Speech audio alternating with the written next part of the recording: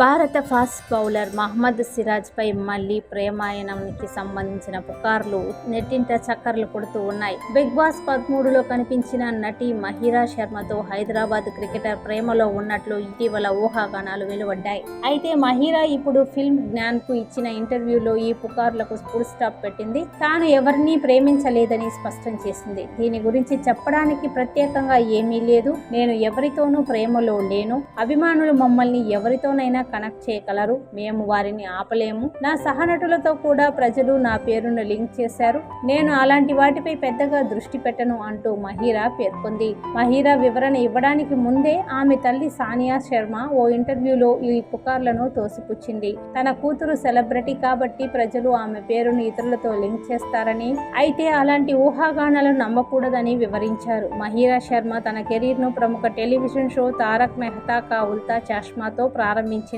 నాగిని 3, కుండలి భాగ్య, బెపనా పేర్ల పాత్రల ద్వారా ఈమెకు గుర్తింపు లభించింది. అయితే సల్మాన్ ఖాన్ హోస్ట్ చేసిన బిగ్ బాస్ 13లో పాల్గొన్న తరువాత ఆమె బాగా పాపులర్ అయింది.